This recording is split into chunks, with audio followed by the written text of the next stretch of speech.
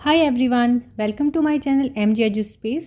सो आज हम करेंगे chapter metals and non metals की quick revision. So let us start. So definition से स्टार्ट करते हैं। Metals are basically group of elements characterized by the luster, conductivity, thermal and electrical, malleability, ductility. ये सारी properties अभी हम detail में करेंगे।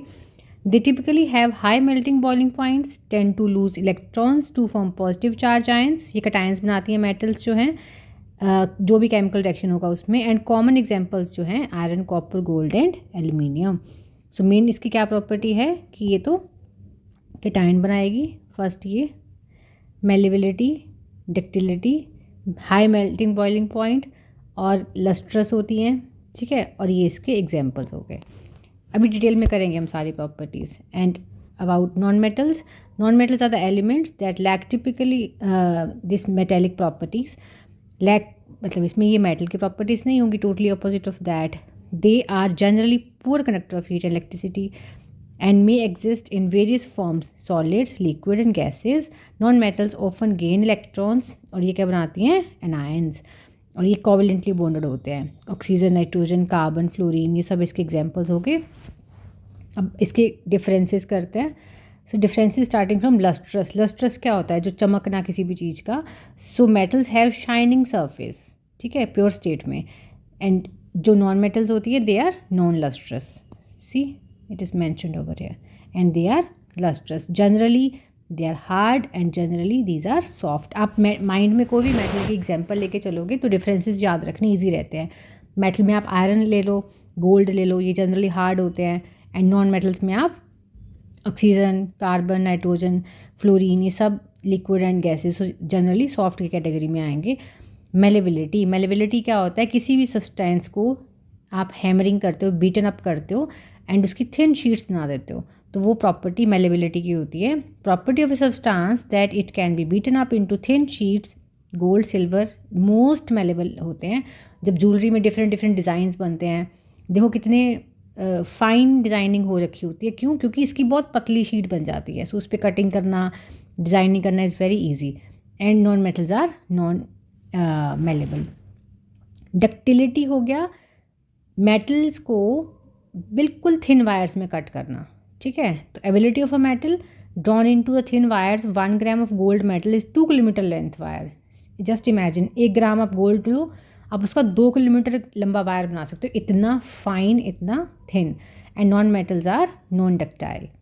Next we have good conductor of heat and electricity. Yes, metals are good conductors, silver, copper, gold, ये सब। And non metals are poor conductor of heat and electricity. Metals are good conductor of heat, these are poor. And best जो है वो silver, copper होते हैं conductivity में।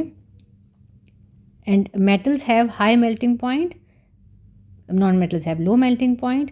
स्नोरिटी क्या होती है, स्नोरस होता है जब कोई भी मेटल है उसको हम किसी चीज़ से हिट करते हैं तो उसमें से साउंड प्रोड्यूस होती है।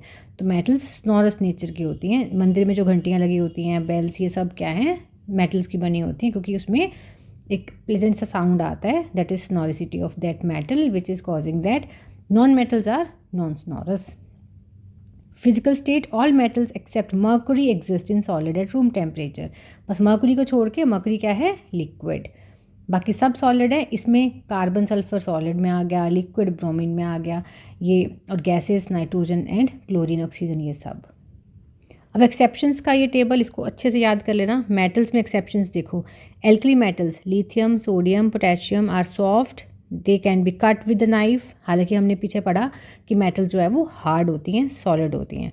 तो लिथियम, सोडियम एंड पोटेशियम ये नाइफ से भी कट हो जाती हैं। Also gallium and caesium. Next second point, gallium and caesium have low melting boiling point, they melt if you keep them in your palm.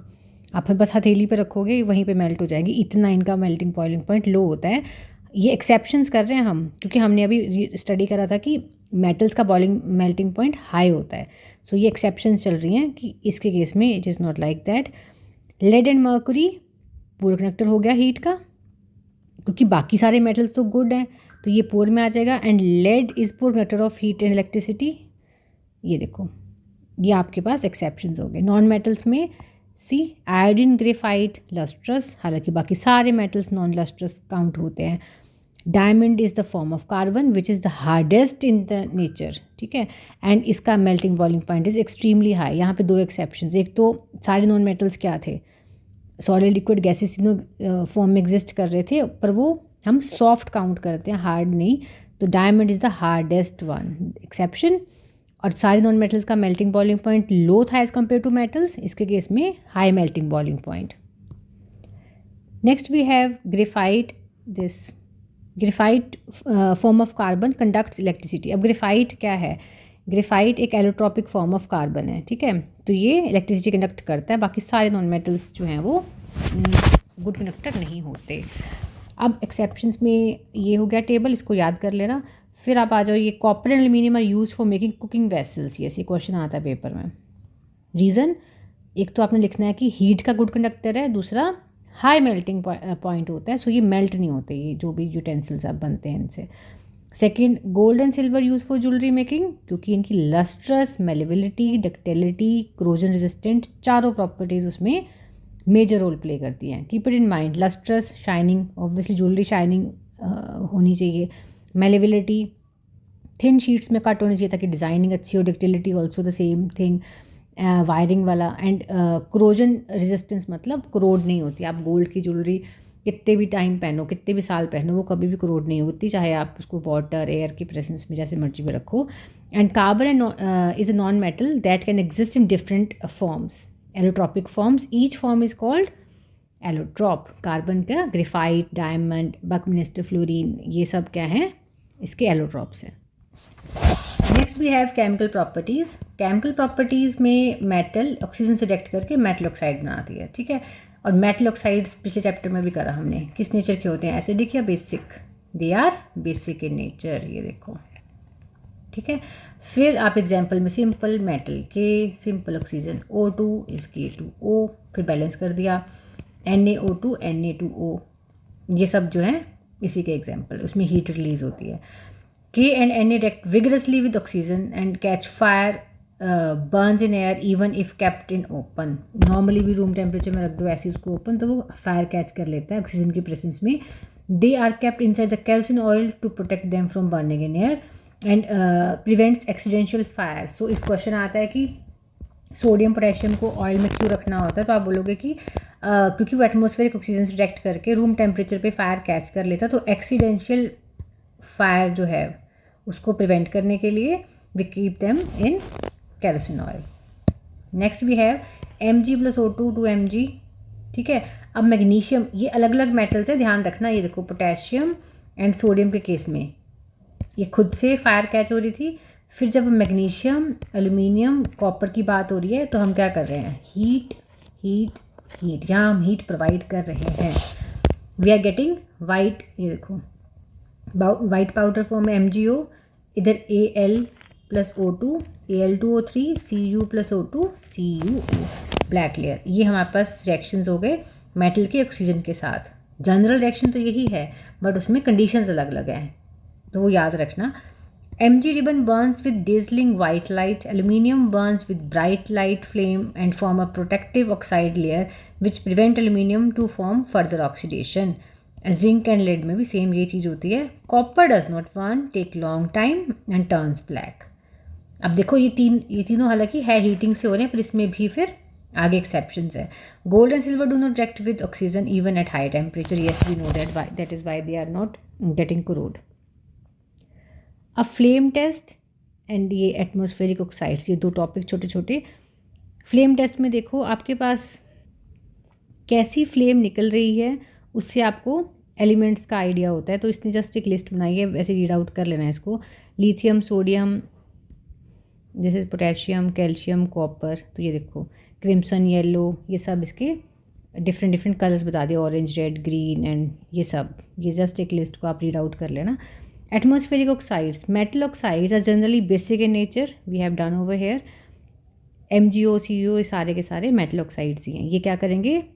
They turn moist red litmus blue. क्यों? क्योंकि जो भी metal oxides होते हैं वो basic nature के होते हैं। But some metal oxide show both acidic and basic nature. इनको हम क्या बोलते हैं? Amphoteric oxides. दिस जो ऐसे ऑक्साइड्स बनेंगे जो रेड लिटमस पेपर को ब्लू भी कर देते हैं, ब्लू वाले को रेड भी कर देते हैं, तो मतलब वो एसिडिक और बेसिक दोनों की तरह बिहेव करते हैं। जो दोनों की तरह बिहेव करेंगे they are amphoteric oxides. Aluminium oxide को HCl से मिक्स करा तो सॉल्ट एंड वाटर। एसिड वाला जो ये देखो यहाँ पे बेस से करा था तो इसने एज ए एसिड, इसको ऐसे मार्क करती हूँ, यहाँ बेस के साथ रिएक्ट करा तो Al2O3 एसिड की तरह बिहेव कर रहा है। जैसे इसमें एसिड डाला तो इसने एज ए बेस बिहेव करा, क्योंकि दोनों फॉर्म में वो सॉल्ट दे रहा है।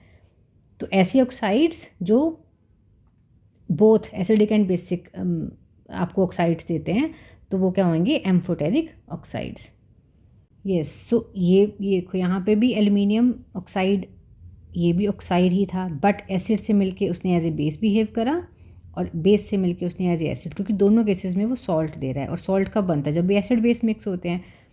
तो कोई भी ऑक्साइड अगर हमारे पास generally both acidic and basic nature show करता है और जो भी रिजल्टेंट प्रोडक्ट देता है, तो ऐसे वाले जो भी ऑक्साइड्स होंगे उनको हम एम्फोटेरिक ऑक्साइड्स बोलेंगे।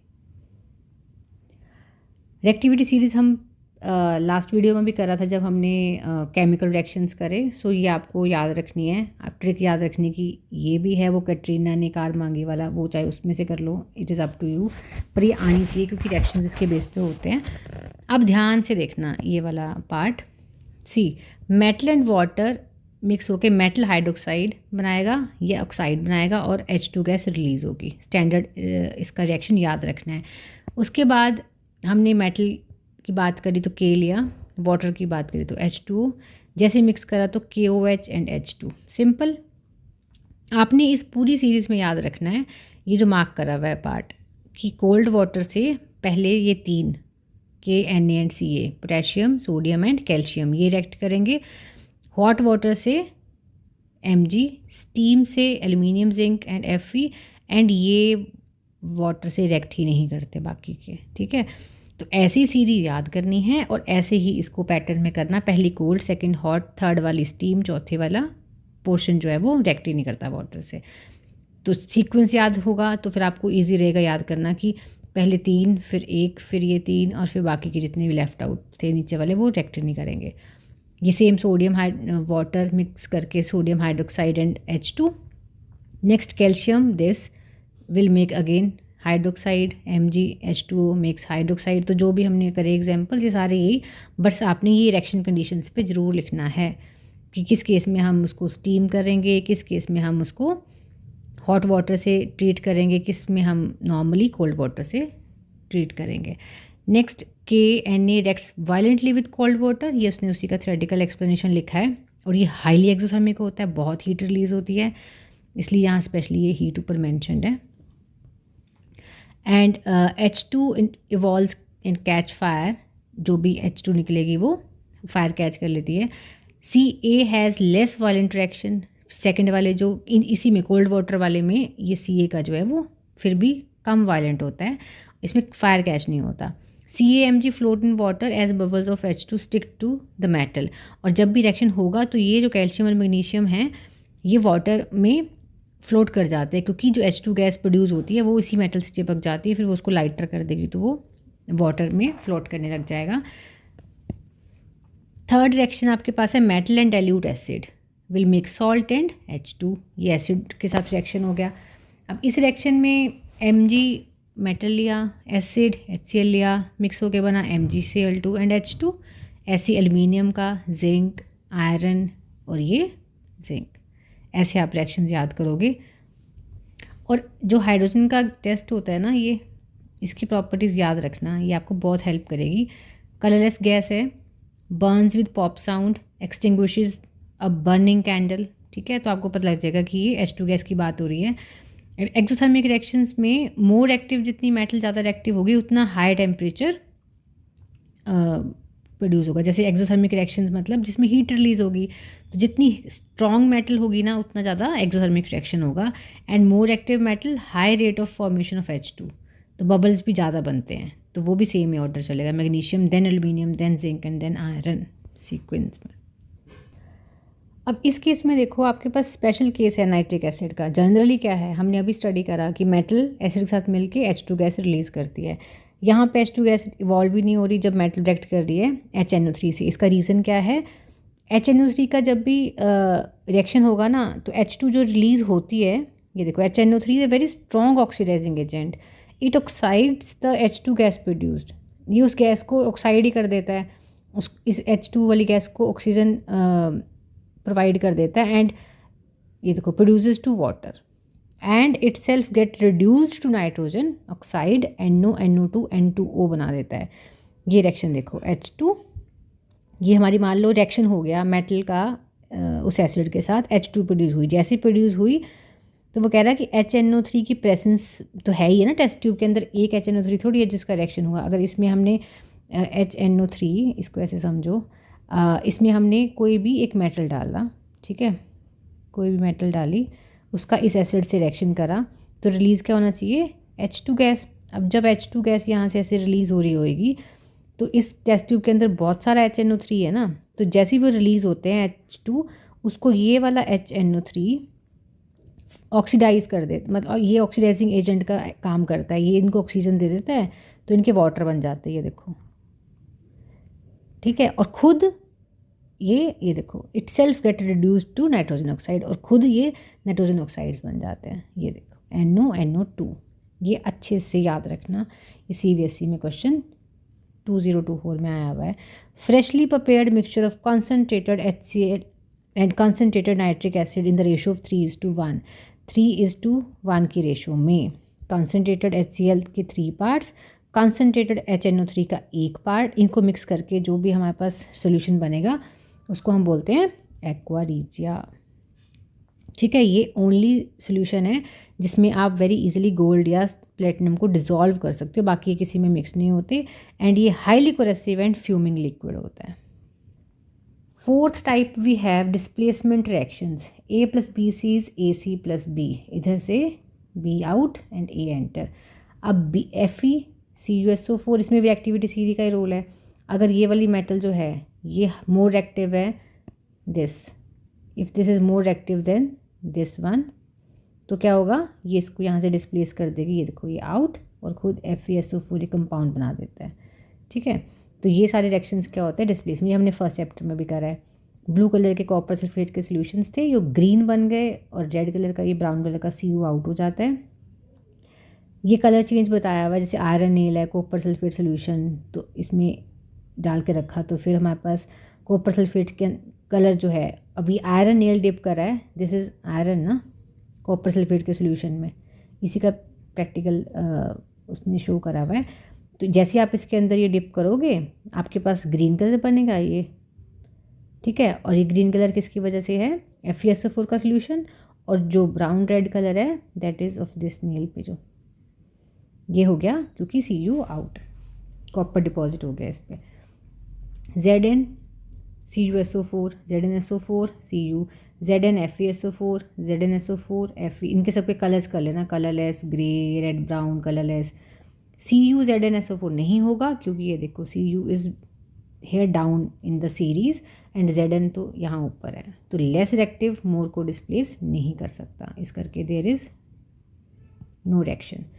Thermite reactions and welding, thermite heat के रिएक्शंस होते हैं जिसमें हीट इवॉल्व होती है। सो ये जो Fe2O3, इसमें एल्यूमिनियम हम ऐड करें तो Al2O3 एंड Fe, और हीट रिलीज होती है, highly exothermic reactions that the heat given out produces iron metal in the molten state. आपने वेल्डिंग देखी होगी, जो लोहे के गेट बनाते हैं या लोहे की कोई भी चीज़ें बनाते हैं, जो आयरन को आयरन से जोड़ना है तो वेल्डिंग से जोड़ते हैं। क्यों, जहाँ पे जैसे ही वेल्डिंग करते हैं जिस पोर्शन पे, वहाँ पे जो स्पार्किंग होती है उसका हीटिंग टेम्परेचर इतना हाई होता है कि वो उस आयरन को इमीडिएटली मेल्ट कर देता है, जब तक भी वो उसको वार्म कर रहे होते हैं। जॉइन होने के बाद फिर जब आप उसको हटा लेते हो वो कूल डाउन होकर जुड़ जाता है। सो आयरन को मेल्ट करने की टेंडेंसी रखता है, तो सोचो वो कितना हाईली एक्सोथर्मिक होगा। This molten metal is use to join the railway tracks, tracked machine, ये देखो जितने भी क्रैक्ड मशीन के पार्ट होते हैं, और ये रिएक्शन होता है थर्माइट रिएक्शन, ठीक है। Aluminium in the presence of O2 gives you Al2O3। सो ये जो रिएक्शन है ये स्पेशली आपको कहाँ यूज़ करना होता है, जहाँ पे भी आयरन को मेल्ट करना है उसको उसकी मोल्टन स्टेट पे लेके आना है। Next we have electronic configuration of metals and non metals. So sodium से स्टार्ट करते हैं। See sodium has atomic number 11। First shell में आपने मैक्सिमम 2, फिर नेक्स्ट में मैक्सिमम 8, ऐसे फिल करते जाना होता है। जब तक एक शेल पूरी फिल नहीं हो जाती आप अगली शेल में जंप नहीं करते हो। तो इफ़ इट इज़ 11 तो 2, फिर नेक्स्ट शेल में चलो 8 पूरा फिल करो, 8 + 2 10, 11 करना है ना, एक और रह गया, एक यहाँ लिखो। मैग्नीशियम के लिए 2 8 2, कैल्शियम के लिए 2 देन 8 देन 8 8 8 16 17 18 19 20, 2 8 7 2 6, ऐसे आप इनकी कॉन्फ़िगरेशंस लिखते हो। हर मेटल की टेंडेंसी होती है लास्ट शेल कंप्लीट करना, नॉन मेटल की भी लास्ट शेल कंप्लीट करना, बट डिफरेंस क्या है आप याद रखना। जिसके लास्ट में 1 2 3 वो क्या करेंगे, हमेशा लूज़ करेंगे इलेक्ट्रॉन्स। ये अपना लास्ट शेल का, ये लास्ट शेल की बात हो रही है।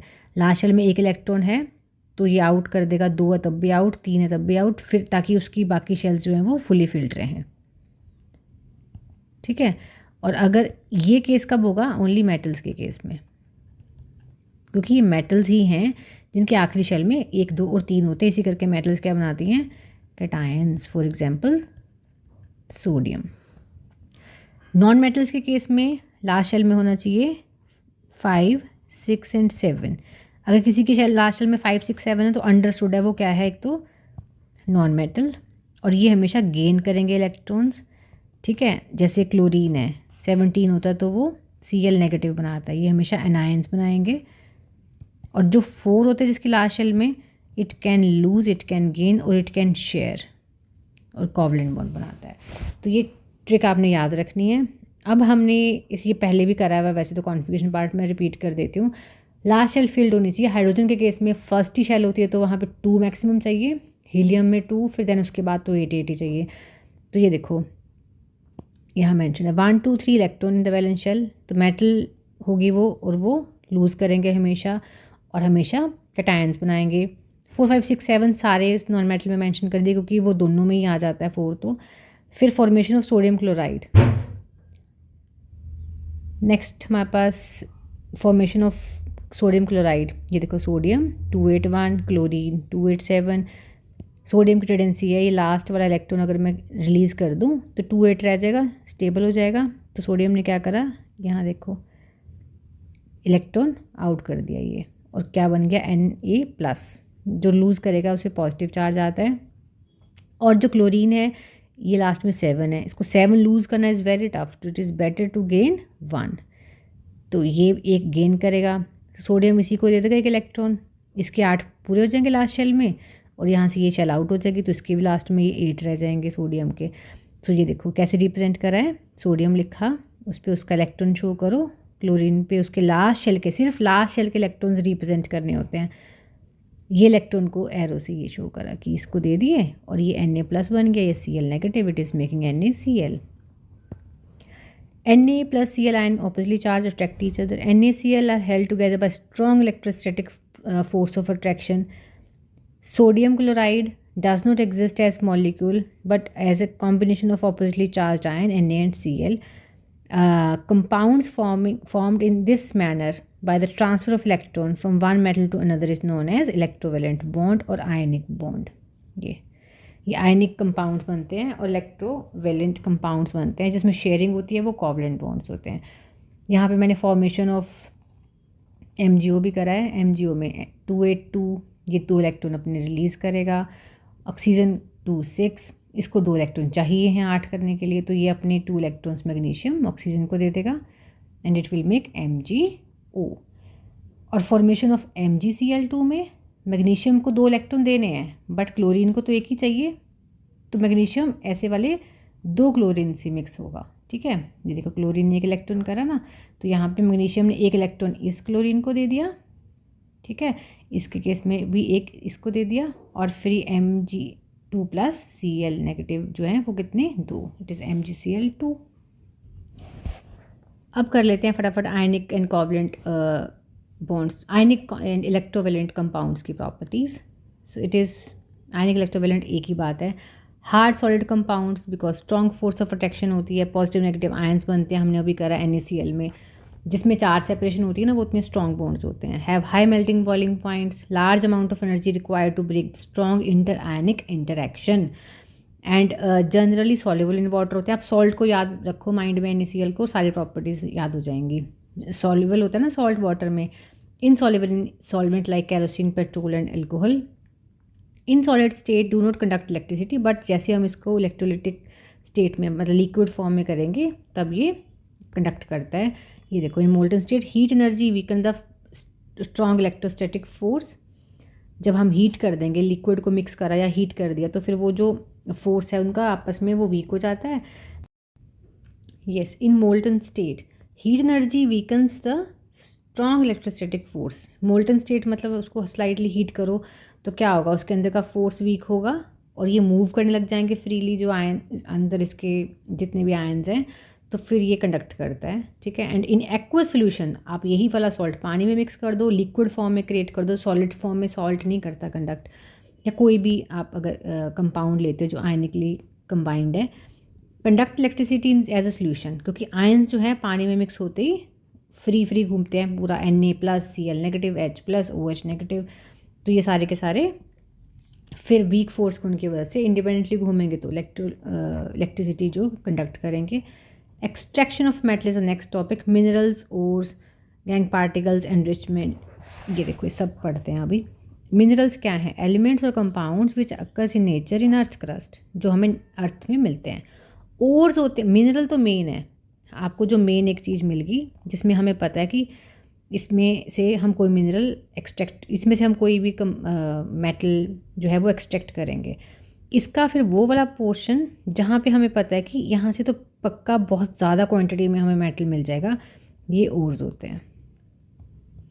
ठीक है। तो टोटल जहाँ एस्टिमेशन है वो मिनरल्स, उसके अंदर वो स्पेसिफिक एरिया जहाँ पे श्योरिटी है कि यहाँ पे बहुत सारा मेटल मिलेगा, ये ओर्स हो गए।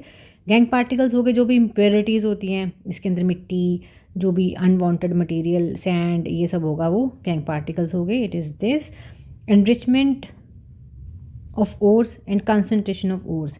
अब ये जो ओर है ना, मान लो मैंने ये इतना पीस जो है एक रॉक का निकाल लिया, अब इसको मैं पानी से वॉश करके या कैसे भी अनवांटेड जो भी इसमें से ये इम्प्योरिटी है निकाल ले रही हूँ, और इसमें से मैं कंसनट्रेटेड फॉर्म में मेटल ले लूँगी, तो फिर उस प्रोसेस को हम एनरिचमेंट ऑफ ओर्स बोलते हैं या कंसनट्रेशन ऑफ ओर्स।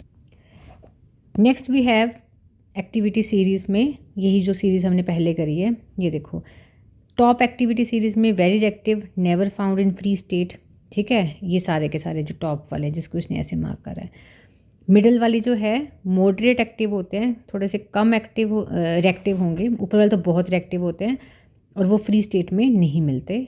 ये अर्थ क्रस्ट में फिर भी ऑक्साइड, सल्फाइड, कार्बोनेट की फॉर्म में मिल जाएंगे। जो सबसे लास्ट वाली ये लेयर है, ये लीस्ट रिएक्टिव, सो ये फ्री मिल जाएंगे स्टेट में, जैसे गोल्ड हो गए सब, ये as such free combined form में नहीं मिलेंगे। फ्री स्टेट में होने का मतलब क्या होता है कि वो नेचर में एज सच अकर्ड है, वो कंपाउंड फॉर्म में नहीं है। जो ये टॉप वाले हैं, क्योंकि ये तो हाईली रिएक्टिव हैं, सो ये नेचर में आपको हमेशा कंपाउंड फॉर्म में मिलेंगे, तो ये फ्री स्टेट में कभी भी नहीं होते। Copper, silver, mercury are found in free state as well as in combined state of their oxides and sulphides, ये आप स्पेशली नोट कर लो। The ores of many metals are oxides, this is because oxygen is very reactive metal and ये सारे elements के साथ almost combine करी जाती है। सो इस करके ज़्यादा करके जो मेटल्स हैं वो क्या होंगे, ऑक्साइड्स होते हैं। Next topic we have extraction of metals, middle of activity series. Okay, so middle of activity series का मतलब क्या हुआ, ये जो हमने एक्टिविटी सीरीज़ करी है अभी, इसका जस्ट ये मिडल वाला part, this zinc, iron, lead, इसकी बात हो रही है। इसमें रोस्टिंग एंड कैल्सिनेशन दो प्रोसेस होते हैं। रोस्टिंग इस क्या है, हीटिंग सल्फाइड्स और strongly in the presence of excess air, जब बहुत सारी एयर की प्रेजेंस होगी उसमें जब हम हीट करेंगे किसी भी सल्फाइड ओर को, लाइक जिंक सल्फाइड ऐसे, तब हमारे पास हीटिंग से ZnO एंड SO2 बनेगा। कैल्सिनेशन में क्या होता है, लिमिटेड एयर होती है। सो जिंक, कार्बोनेट, ये देखो यहाँ sulphides and carbonates converted to oxides and easy way to extract the metal from oxide. And ZnCO3 में ZnO plus CO2. Now metal oxides are reduced, removed removal of oxygen होता है ना, reduction. So it is saying that metal oxide is reduced with help of reducing agent carbon and most common method is this. Next topic is extraction of metal of low activity series. Low वाला कौन सा हो जाएगा, जो बिल्कुल last में है ये. ठीक है, इनकी एक्सट्रैक्शन क्या है, their sulphides are converted to oxides by heating in excess of air, roasting जो करी थी, and oxides of heating converting to metal without any reducing agent. और ऑक्साइड्स को क्या करते हैं हम, हीट करके कन्वर्ट करते हैं मेटल में बिना किसी रिड्यूसिंग एजेंट के. सिनेबार, जो मर्करी की बात हो रही है, मर्करी का कंपाउंड सल्फर के साथ, it is mercury sulphide.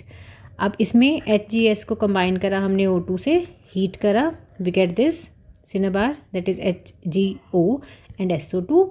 This HgO is further heated to get this mercury and oxygen will get separated out. इसलिए उसने यहाँ पे clearly लिखा है oxide on heating converted to metal. Oxide on heating converted to metal without any reducing agent. Cu2S, इसके लिए same oxygen से heat करके पहले इसका ऑक्साइड हुआ, फिर ऑक्साइड को फर्दर ये देखो हीट करा तो मेटल मिली and SO2. Extraction metal top of activity series. जो अब एक्टिविटी सीरीज़ के जो टॉप के मेटल्स हैं, potassium, sodium, calcium, magnesium, aluminium, इनकी बात हो रही है. इसको कैसे एक्सट्रैक्ट करेंगे हम, carbon can not reduce their oxides, तो कार्बन इनको रिड्यूस नहीं कर सकता. These metals are very reactive and have more affinity लाइकलेस फॉर ऑक्सीजन देन कार्बन. तो ये जो सारे के सारे ऑक्साइड्स हैं, ये मेटल जो है ये बहुत हाईली रिएक्टिव है और इनकी एफिनिटी ऑक्सीजन के लिए ज़्यादा है as compare to carbon. Such metals are obtained by electrolytic reduction with the help of electric current. So NaCaMg, electrolysis on molten chlorides. ठीक है, कैसे, NaCl लिया, ये देखो electric current, Na and Cl. Cathode पे क्या होगा, Na प्लस में इलेक्ट्रॉन ऐड होगा and it will make Na, and anode पे Cl जो था उसमें से इलेक्ट्रॉन रिलीज़ हुआ और ये 2 क्लोरीन ने पार्टिसिपेट करा था तो Cl2 विल रिलीज़. हमेशा याद रखना है कैथोड जो है that is negatively charged and anode is positively charged. Next topic we have this refining of metal. Metal को कैसे रिफाइन करेंगे हम, see this topic. Metals obtained after carbon reduction और इलेक्ट्रोलिटिक रिडक्शन, फिर भी वो इतनी प्योर नहीं होती हैं. The most common method for refining metal is electrolytic refining. हम उसको एक इलेक्ट्रोलिटिक सोल्यूशन में डिप करके रोड्स की फॉर्म में बैटरी अप्लाई करेंगे, करंट पास करेंगे and then we will get pure metal. कैसे, अब वो एक पूरी प्रोसेस समझो. आपने इम्प्योर रोड लिया उस मेटल का, मान लो ये आपका वो कॉपर का रोड है जो इम्प्योर है, इस तरफ एनोड पे, anode is positively charged. Acidified metal salt solution, CuSO4 का सोल्यूशन ले लिया, ये हमने जो ब्राउन से शो करा हुआ है. अब होगा क्या, इस में से इसको वाइट से शो करते हुए डार्क है, इस इम्प्योर वाली रोड में से आपके पास Cu2+ इस सोल्यूशन में जाएंगे. ठीक है, सोल्यूशन में जाएंगे तो वो वहाँ पे डेफिशिएंट ऑफ इलेक्ट्रॉन है और नेगेटिवली चार्ज कैथोड पे उसको इलेक्ट्रॉन्स मिलेंगे तो Cu वहाँ पे इलेक्ट्रॉन लेके प्योर फॉर्म में डिपॉजिट होते जाएगा. जो भी मड होगा वो ये देखो लेफ्ट बिहाइंड दिस बीकर में नीचे सेटल डाउन है ना ग्रीन कलर में, ये मड ही है. तो ये एनोड मड इसलिए बोलते हैं इसको, ये देखो ये, क्योंकि ये जब यहाँ से रोड से कॉपर निकलेगा तो वो सोल्यूशन में जाने के बाद प्योर फॉर्म में यहाँ डिपॉजिट होगा कैथोड पे, और जो भी रिमेन्स हैं, जो इम्प्योरिटीज़ हैं, वो ये लेफ़्ट आउट हो गई. ऐसे करंट पास करने पे ये प्रोसेस चलेगा. यहाँ से Cu2+ निकलेगा, सोल्यूशन में गया, वहाँ से उसने इलेक्ट्रॉन लिए कैथोड से, डिपॉजिट हो गया. ड्यूरिंग दिस प्रोसेस जब वो एनोड से आएगा तो जो भी इम्प्योर पार्ट होगा उसके साथ अटैच्ड वो यहाँ सेटल डाउन हो जाएगा. At anode pure copper enters the solution. At cathode equivalent amount of pure copper from the solution deposit at cathode. ठीक है, जब इम्प्योर रोड हम नोड पे लगाते हैं, जब वो सोल्यूशन में एंटर होगा ना तो फिर प्योर फॉर्म में ही होता है, फिर उसको डिपॉजिट करने के लिए कैथोड रोड वहाँ पे होती है. corrosion is the next topic. When metal is attacked by substance around it such as moisture, water vapor, oxygen, acid, etc., it is said to be corrode and this process is called as corrosion. corrosion की definition में कभी भी rusting नहीं लिखनी है. ठीक है, आपने लिखना है मेटल जब मॉइस्चर एंड एयर की प्रेजेंस में ईटन अप हो जाती है, ठीक है, तब हम उसको क्रोजन बोलेंगे। उसका example is rusting of iron, that is the best example. Tarnishing of copper, copper बर्तन भी डिफरेंट कलर के हो जाते हैं, थोड़ा ब्राउनिश, एंड आप उसमें लिख दोगे फिर आयरन O2 मॉइस्चर की फॉर्म में हाइड्रेटेड आयरन ऑक्साइड बनाता है। And this copper, copper hydroxide, copper carbonate green colour का। टार्निशिंग ऑफ सिल्वर, सिल्वर भी हल्की सी ब्लैकिश हो जाती है, that is to this corrosion. Corrosion is an example of oxidation, क्योंकि ये ऑक्सीजन की प्रेजेंस में होता है। ये देखो स्टैचू है ना, ये पहले ऐसे था, अभी ऐसे है, तो ये क्रोजन ही है। इसमें मैं आपको यहाँ पे रस्टिंग ऑफ आयरन की इक्वेशन लिख देती हूँ, क्योंकि पेपर में आप वो एक एग्जाम्पल लिखोगे, it is enough. You will write just this Fe plus O2 plus H2O, water, air and iron. This will make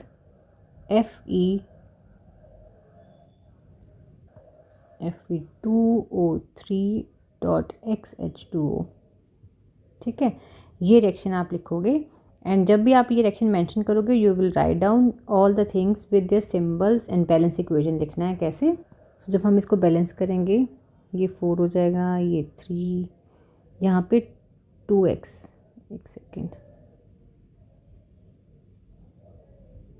ठीक है, 2x हो जाएगा, क्योंकि हमें नहीं पता वाटर मॉलिक्यूल्स कितने, इस करके इसके फार्मूला में भी ऐसे ही आता है Fe2O3 XH2O। This way you have to represent the rusting of iron का equation. No prevention of corrosion, so prevent कैसे कर सकते हैं आप इसको। Galvanization is the famous process, जिसमें painting, oiling, greasing, anodizing and galvanization, ये है तो सारे ही हैं, लेकिन galvanization is the main. Steel and iron are coated with the thin layer of zinc to protect from rusting. Even when the zinc coating is broken, zinc corrode first because zinc is more reactive than iron, then preventing it from iron. So steel और iron जो है उसको हम zinc की layer से coat कर देते हैं। इवन जब zinc की कोटिंग हल्की सी निकल भी जाती है तब भी zinc पहले करोड होगा, जो ऊपर होगा उसके, फिर आयरन पे अटैक करेगा जो मॉइस्चर एंड एयर है। एंड एनोडाइजिंग, ये देखो प्रोसेस ऑफ फॉर्मिंग, किससे करते हैं ये, Al2O3 से, process of forming a thick oxide layer of aluminium. This layer prevents corrosion of metal and the oxide layer also give articles attractive finish. जो handles होते हैं, डोर हैंडल्स, इन सब पे एल्यूमिनियम की ही लेयर होती है। Alloy, this is the last topic, a homogeneous mixture of 2 और more than 2 metals, और metal and non metal, metal भी मिक्स हो सकती है, मेटल एंड नॉन मेटल भी। तो मिक्सिंग से जो हमें प्रोडक्ट मिलता है that is known as alloy. Alloy के बेनिफिट्स क्या होते हैं, हर मेटल में सारी प्रॉपर्टीज़ नहीं होती, तो जिसकी जो बेस्ट है, जो हमें रिक्वायर्ड है उस चीज़ को बनाने के लिए, वो हम मिक्स कर लेते हैं उसी रेशो में। कैसे, जैसे स्टील है, प्योर आयरन कार्बन, ये देखो, ठीक है, and strong iron carbon alloy. Stainless steel iron nickel chromium, hard and do not rust, ये भी हार्ड एंड स्ट्रॉन्ग आयरन होता है। और amalgam alloy in which one metal is mercury. Brass, ये alloy of zinc and copper. Bronze coat alloy of copper and tin, ये देखो। Solder, ये हो गया alloy of lead and tin. The properties of an alloy is different from the metal from which it is obtain. तो जब ये mixing हो जाती है ना, उसके बाद टोटली एंटायरली डिफरेंट ही प्रोडक्ट मिलता है। तो उसकी प्रॉपर्टी का पुराने वाली जो मेटल्स मिक्स करी हैं उससे कोई लिंक नहीं है। This is what it is saying. And poor conductor of electricity and melts at very easy and low melting point, ये इन दोनों की प्रॉपर्टीज़ लिखती है, जिसको ये ब्रैकेट करा हुआ है, ठीक है। सो ये आपका मेटल्स एंड नॉन मेटल्स का क्विक रिवीजन हो चुका है। सारा कुछ डेफिनेशन वाइज, रिएक्शंस वाइज याद कर लो। अगेन सेइंग, NCERT क्वेश्चन सारे कर लेना। मिलते हैं नेक्स्ट वीडियो में। Till then take care, thank you.